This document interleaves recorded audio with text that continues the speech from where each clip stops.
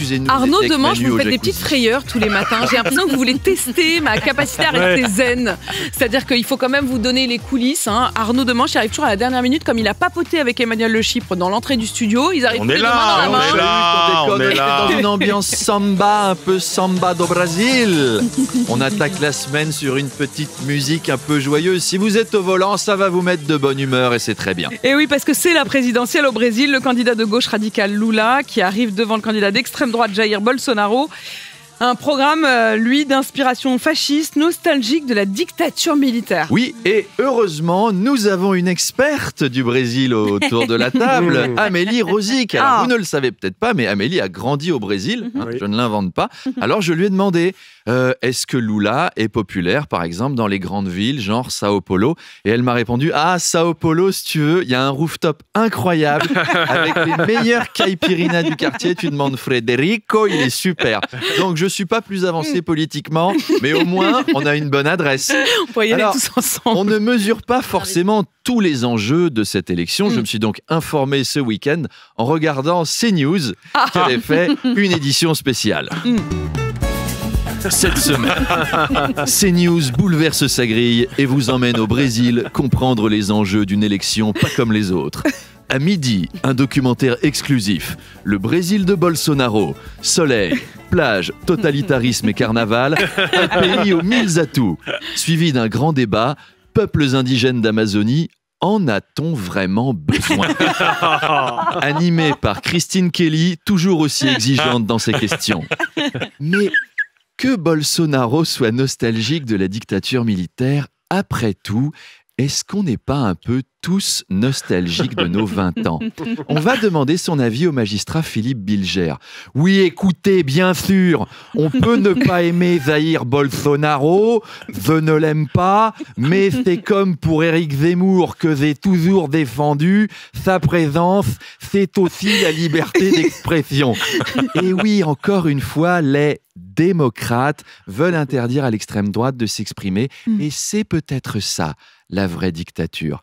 Par ailleurs, Christine, je me demande si ma présence dans cette chronique, c'est pas juste pour qu'un petit con de chroniqueur trouve très amusant que j'ai la voix de Sylvestre dans Titi et Gros Minet.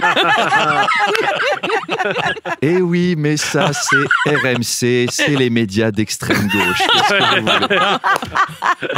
Alors Arnaud, en ce moment, les politiques rivalisent de conseils pour la sobriété énergétique. Le député de Paris, Gilles Legendre, a annoncé qu'il arrêtait de se servir de son sèche-linge. Et oui, et il s'est félicité de cette trouvaille. Désormais, il va suspendre son linge. Vous vous rendez compte où on en arrive, dans une période où les gros titres des journaux, c'est exclusif. Gilles Legendre va suspendre son linge. Bruno Le Maire met un col roulé. Sur BFM cet hiver, ça va être génial.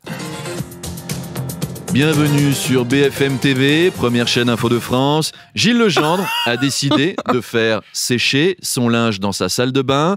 Agathe Lambray, vous êtes dans la salle de bain de Gilles Legendre. Comment est l'ambiance? Effectivement, Maxime, Gilles Legendre vient de sortir le linge de sa machine et il est actuellement derrière moi en caleçon avec des pinces à linge dans la bouche à suspendre une chemise à rayures sur un Tankerville. Oui, priorité au direct, Agathe, puisque ça bouge, je crois, chez Gabriel Attal, qui fait la vaisselle avec une éponge. Monsieur le ministre, une déclaration. Eh bien, écoutez, il suffit juste d'un peu de mire-vaisselle, vous voyez. On frotte avec la gratounette et ça fait une mousse qui sent bon et qui enlève la saleté. Ça va être dingo cet hiver de voir les politiques découvrir nos vies. J'aime beaucoup cette spéciale chaîne info, Arnaud. On va parler un peu foot avec ce bon début de saison surprenant pour les Lorientais. Le club des Merlus est troisième du championnat.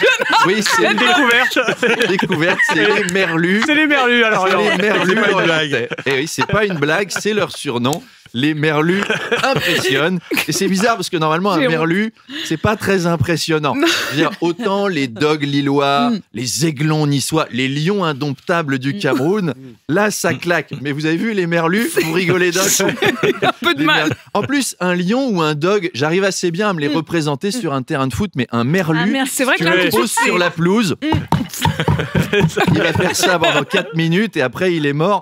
Non, je crois qu'il n'y a que eux, d'ailleurs, avec avec un nom comme ça, hein. Vous imaginez Jean Rességuier, notre Jeannot, faire des commentaires du genre Ce soir, c'est la Coupe de France et les Merlus Lorientais affronteront les redoutables Bigorneaux de Saint-Brieuc qui viennent de sortir vainqueurs du derby des fruits de mer contre les coquilles Saint-Jacques de Perros-Guirec. Vous l'avez fait, Arnaud, c'est magistral. Eh oui, bravo Jeannot. Donc il n'y a que eux qui ont un nom comme ça. Enfin, je veux dire, Saint-Étienne, on les surnomme pas les mollusques du Forez. Enfin, on pourrait, hein. Oui. Vu leur dernier match, on pourrait. Mais on ne le fait pas. Donc allez, voilà, bravo aux Merlus Lorientais pour cette 3e place. Je suis un peu breton, donc allez les Bretons. Merci Arnaud Demanche. Voilà, merci d'avoir regardé cette vidéo. Si elle vous a plu, abonnez-vous et surtout, venez au spectacle.